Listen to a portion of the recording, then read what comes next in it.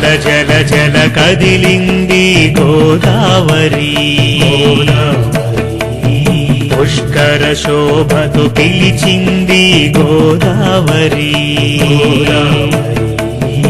ఆంధ్ర ప్రాంతమే ఆవాసం, దక్షిణ గంగ గమన కోసం. గల గల జల జల కదిలింది గోదావరి, పుష్కర శోభతో పిలిచింది గోదావరి.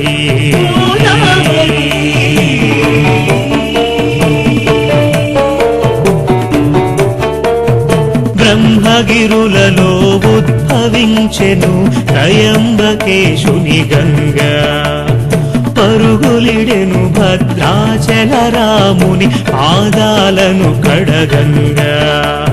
జ్ఞాన సరస్వతి వీణా తంత్రుల నాదం గోదావరి, ఇంద్రావతి మంజీర కిన్నెరల నేస్తం గోదావరి. పచ్చని ప్రకృతి సొగసుల ఉరకల కెరటం గోదావరి.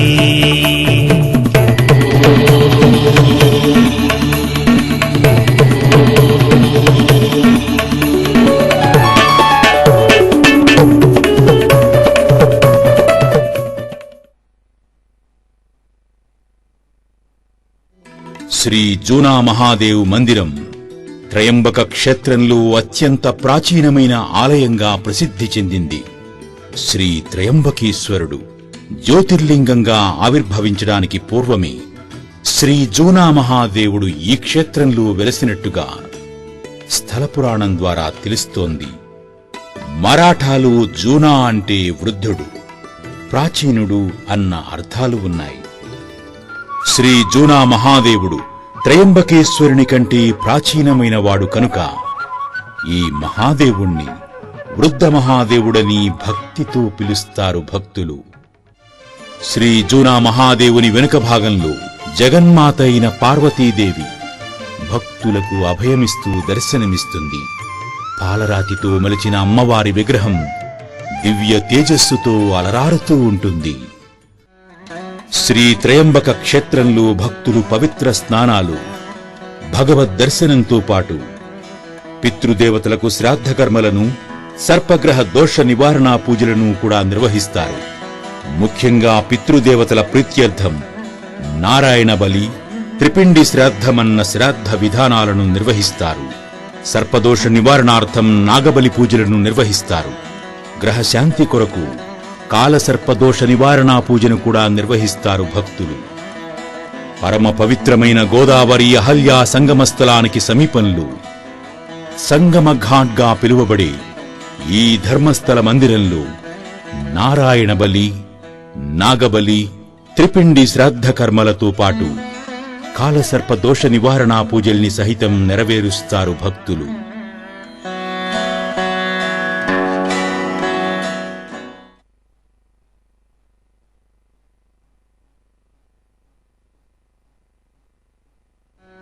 శ్రీ త్రయంబక్ క్షేత్రంలో కాలసర్పదోష నివారణా పూజను భక్తులు విశేషంగా నిర్వహిస్తారు. ఛాయాగ్రహమైన రాహువుకు కాలము అధిదేవత అని, సర్పము ప్రత్యధిదేవత అని, ఈ రెండింటి వల్ల కాలసర్పదోషం సంభవిస్తుంది. ఈ కాలసర్పదోషం వల్ల కలిగే సమస్త కష్టాలు త్రయంబక క్షేత్రంలో నిర్వహించే పూజల వల్ల సంపూర్ణంగా తొలగిపోతాయని భక్తుల ప్రగాఢ విశ్వాసం. राहु काल सर्प शांति, राहु के अधिदेवता और प्रत्याधिदेवता दाया बाया हाथ, ये काल और सर्प है. राहु और केतु बिंदु ग्रह है. राहु कारक है पितरों का, केतु कारक है भगवानों का. राहु का अधिदेवता और प्रत्याधिदेवता है काल और सर्प.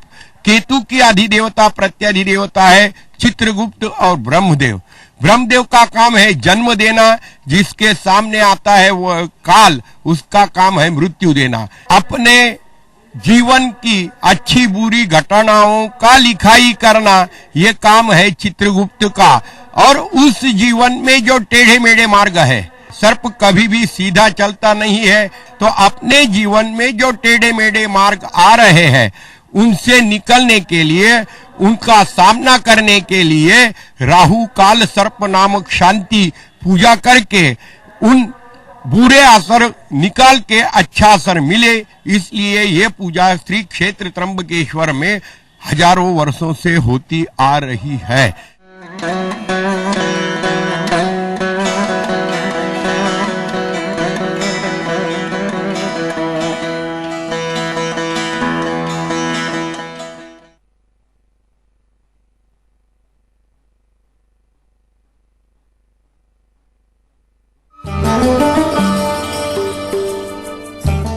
శ్రీక్షేత్ర త్రయంబకంలో భక్తులు దర్శించాల్సిన మరో ప్రముఖ పుణ్యస్థలం శ్రీ నీలాంబికాదేవి వెలసిన నీలగిరి పర్వతం. శ్రీ త్రయంబకేశ్వర ఆలయం నుండి బ్రహ్మగిరి వైపు వెళ్లే మార్గంలో నీలగిరి దర్శనమిస్తుంది.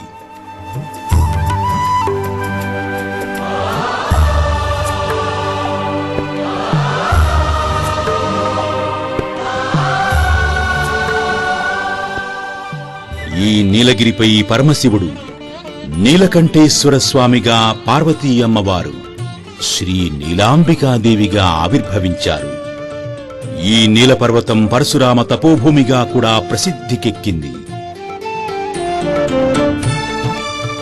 నీలగిరిపై గల నీలకంఠేశ్వర స్వామిని సాక్షాత్తు పరశురాముడే ప్రతిష్ఠించాడని స్థల పురాణం ద్వారా తెలుస్తోంది.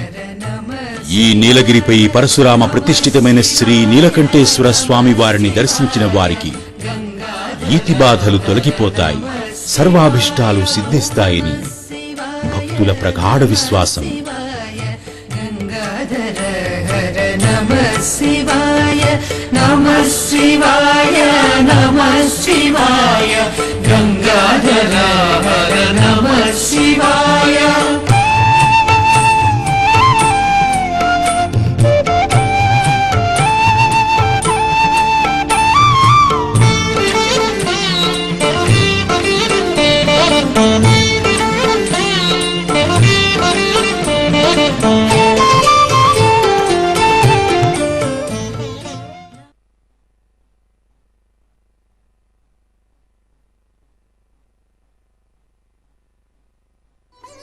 ఈ నీలగిరిపైనే గురుదేవుడైన దత్తాత్రేయునికి, పరశురామునికి అనేక తాత్విక విషయాలపై సంవాదం జరిగిందని, శ్రీదత్తుడు పరశురామునికి అనేక ఉపదేశాలను చేశాడట.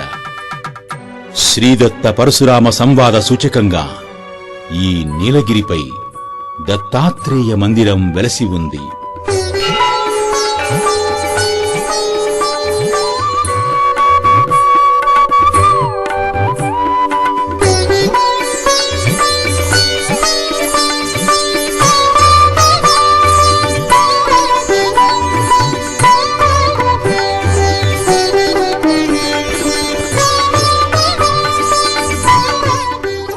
దత్తమందిర ఆలయ ప్రాంగణంలో పరమశివుడు లింగాకార మూర్తియై నందివాహన సమేతుడై దర్శనమిస్తాడు.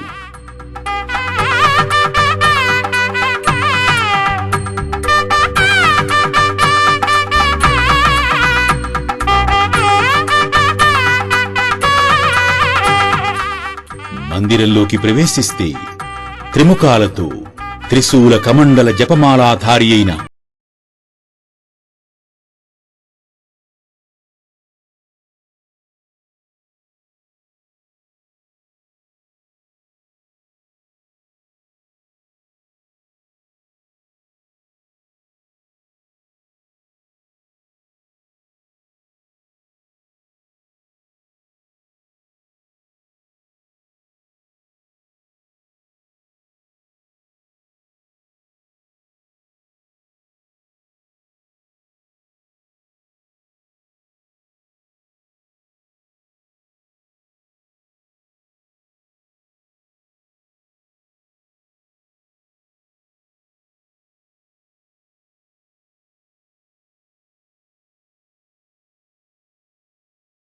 దత్తాత్రేయుణ్ణి కీర్తిస్తోంది.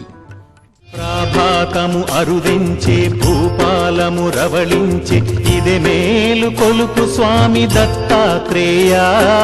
ప్రాభాతము అరుదించే భూపాలము రవళించే ఇది మేలు కొలుపు స్వామి దత్తాత్రేయ బ్రహ్మ విష్ణు మహేశ్వరాదేవి రూప గదాధర ఆత్మసాక్షిగా జరిపిడి ఆది పూజ గైకొనుమ ప్రాభాతము అరుదించే భూపాలము రవళించే ఇది మేలు కొలుపు స్వామి దత్తాత్రేయ ఇది మేలు కొలుపు స్వామి దత్తాత్రేయ ఇది మేలు కొలుపు స్వామి దత్తాత్రేయ. భక్తజన మందారుడైన దత్తస్వామి ముందు భాగంలో దత్త పాదుకలు భక్తులకు దర్శనమిస్తాయి. ఈ చరణ పాదుకలకు ఇరువైపులా సూర్యచంద్రులు శంఖచక్ర గదా పద్మాలను చిత్రించారు. దత్త పాదాల మధ్య శంకరుని ఆయుధమైన త్రిశూలం భక్తులకు దర్శనమిస్తుంది.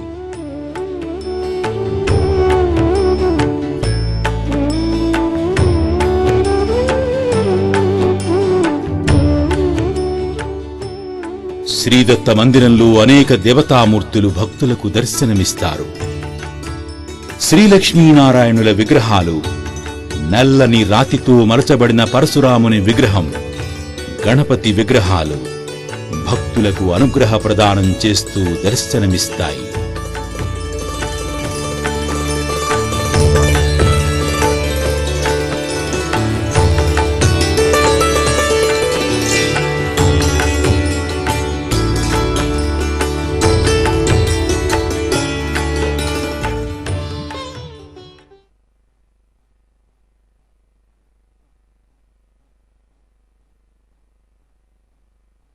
పూర్వం గౌతమ ఋషి ప్రార్థన మేరకు కైలాసగిరి నుండి పరమశివుడు ప్రమథగణాలతో సహా భువికి విచ్చేసి బ్రహ్మగిరిపై కొలువై నిలిచాడు. ఆ సమయంలో పరమేశ్వరుని అర్ధాంగి అయిన పార్వతీదేవి ఈ నీలపర్వతంపైకి విచ్చేసి వెలసిందట. నీలపర్వతవాసిని అయిన అమ్మవారిని నాటి నుండి నీలాంబికాదేవిగా అర్చించసాగారు. ఈ నీలపర్వతంపై నీలాంబికాదేవికి ప్రత్యేక మందిరం ఉంది.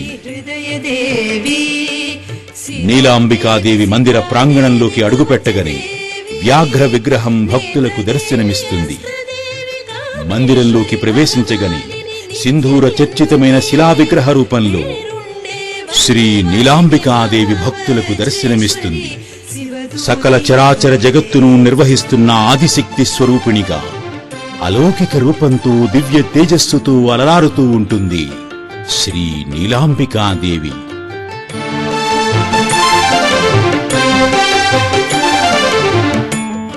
గంగాద్వార పర్వతంలో గోదావరి జలాలను ప్రవహించనీయకుండా అడ్డుకున్న కోలాసురుణ్ణి సంహరించడానికే కోలాంబికగా అవతరించింది ఈ నీలాంబికాదేవియే. శ్రీ నీలాంబికా మందిరంలో మరో శక్తి స్వరూపిణి అయిన మతంబాదేవి శిలాప్రతిమ రూపంలో భక్తులకు దర్శనమిస్తుంది. నీలాంబికాదేవి, మతంబాదేవితో పాటు రేణుకాదేవి, మననాంబ అని పిలువబడే దేవతలు ఇక్కడ నిత్య పూజలను అందుకుంటూ దర్శనమిస్తారు.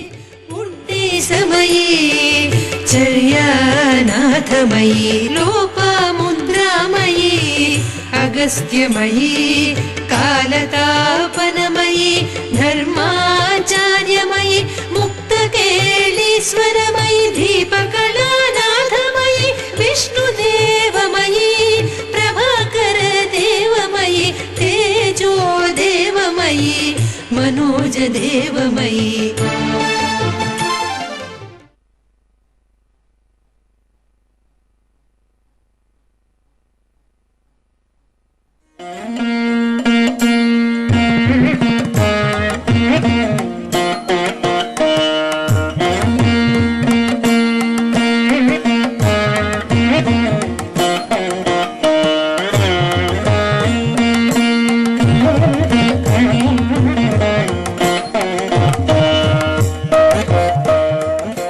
నీలగిరి దర్శనానంతరం త్రయంబక క్షేత్రంలో దర్శించదగ్గ మరో మందిరం శ్రీ నివృత్తినాథ మహారాజ్ సమాధి మందిరం. నివృత్తినాథ మందిరం త్రయంబకం నుండి బ్రహ్మగిరికి వెళ్లే మార్గంలో నెలకొని ఉంది. నివృత్తినాథ్ మహారాజ్ సమాధి మందిరం ఎత్తైన గోపురంతో రెపరెపలాడుతున్న కాషాయ ధ్వజాలతో అలరారుతూ యాత్రికులకు దర్శనమిస్తుంది.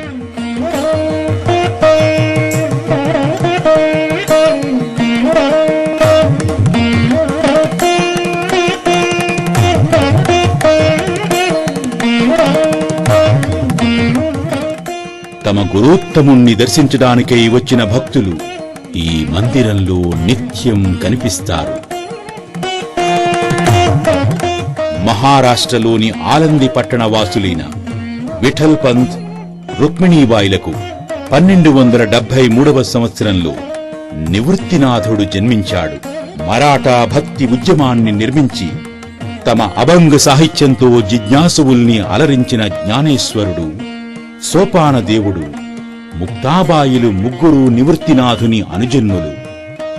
ఈ విధంగా ఒకే కుటుంబంలో నలుగురు సిద్ధయోగులు ప్రభవించడాన్ని అపూర్వ దైవలీలగా నేటికీ చెప్పుకుంటారు మరాఠా ప్రాంత భక్తులు.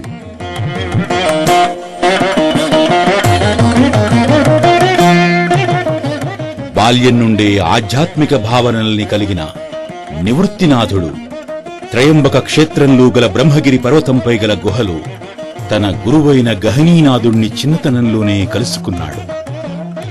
ఆనాటి నుండి నివృత్తినాథుడు ఆధ్యాత్మిక సాధనలు ఉన్నత స్థాయికి ఎదిగాడు.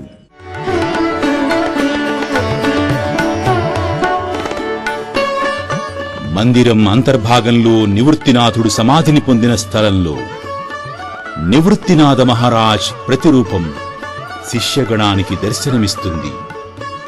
పాలరాతితో చేసిన ఈ విగ్రహం పైభాగంలో రుక్మిణీ సమేత పాండురంగడు ఉన్నాడు.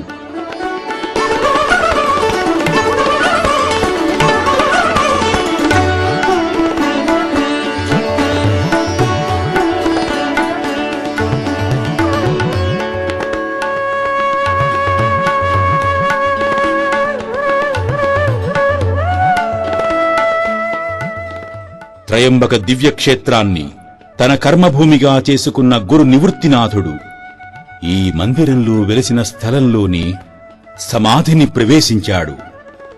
వార్కరీ పంథ్ అనే వైష్ణవ భక్తి ఉద్యమ నిర్మాత అయిన నివృత్తినాథుణ్ణి ప్రతినిత్యం అనేక మంది భక్తులు దర్శిస్తూ ఉంటారు. ఆ సంతసికామణి వ్రాసిన అభంగులను గానం చేసి తరిస్తూ ఉంటారు.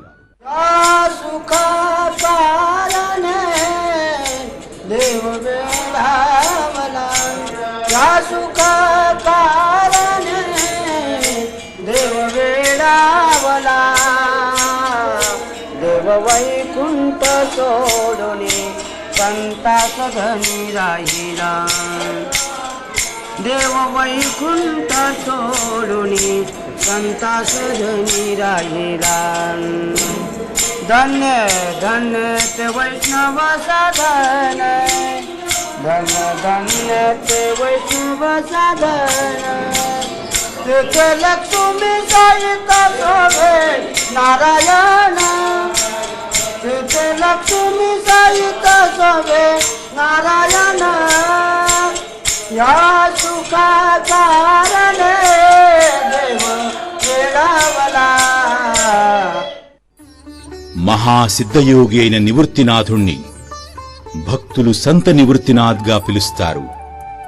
మరాఠా ప్రాంతం సంతపద్ అనే భక్తి ఉద్యమానికి పుట్టినిల్లుగా చరిత్రకెక్కింది. భక్తి అనే ఏకైక రసాన్ని ఆస్వాదిస్తూ ఆ భక్తి రసంలో తల్లీనతను పొందిన వారిని సంతని వ్యవహరిస్తారు. ఎల్లప్పుడూ సత్యమే పలుకుతూ శుద్ధ అస్తిత్వ భావనను పొందిన మహనీయులు ఈ సంతులు.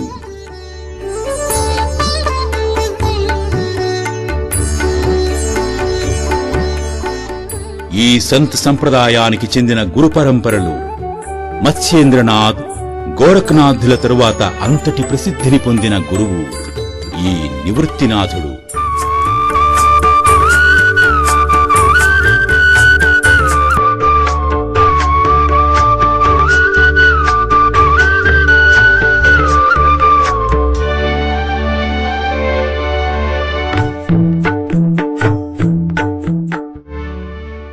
ఈ మందిరం గోడలపై ఉన్న వర్ణ చిత్రాలు సందర్శకులకు నాథ సంప్రదాయ ప్రవర్తకులైన ప్రముఖ సంతశిఖామణుల పరిచయం కలిగిస్తాయి. ఇది ఓ భక్తుని స్వప్నంలో అగుపించిన నివృత్తినాథుని రూపం.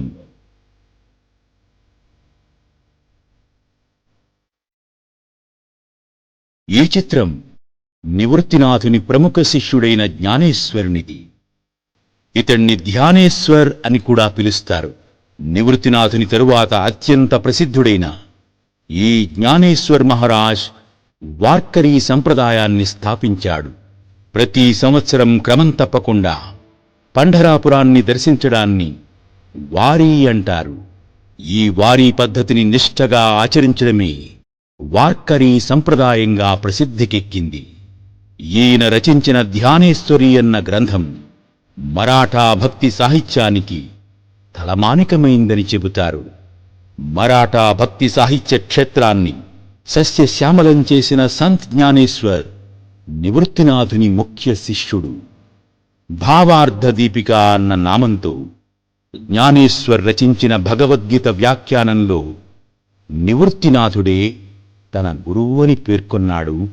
సంత్ జ్ఞానేశ్వర్ కేవలం 22 సంవత్సరాలు మాత్రమే జీవించిన జ్ఞానేశ్వరుడు మరాఠా భాషలో 5 ప్రౌఢ గ్రంథాలను, అనేక అభంగులను రచించాడు. సంస్కృత భాషలో నిక్షిప్తమై ఉన్న ఆధ్యాత్మిక జ్ఞాన సంపత్తిని సరళమైన మరాఠా భాషలోకి అనువదించి సామాన్య భక్తులలో భక్తి చైతన్యాన్ని వెలిగించిన మహానుభావుడు ఈ సంత్ జ్ఞానేశ్వర్.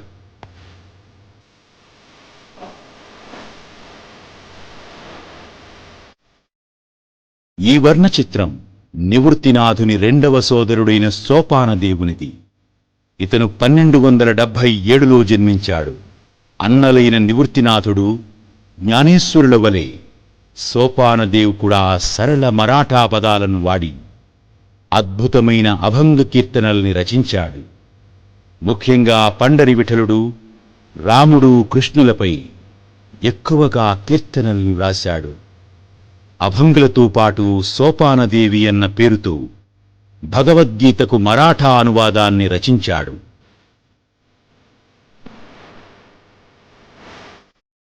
నివృత్తినాథ, జ్ఞానేశ్వర్, సోపానదేవుల సోదరి అయిన ముక్తాదేవి చిత్రం ఇది.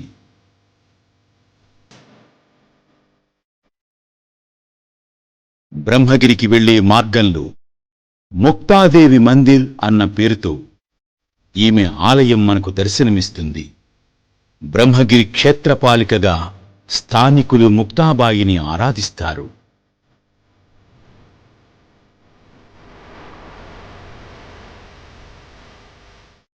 ఋషి ముని జప తప సాధన కోసం తిరిగిన పుణ్య ప్రదేశం, గౌతముడే నడయాడిన తీరం, ఇటలాక్షుని కైలాసం.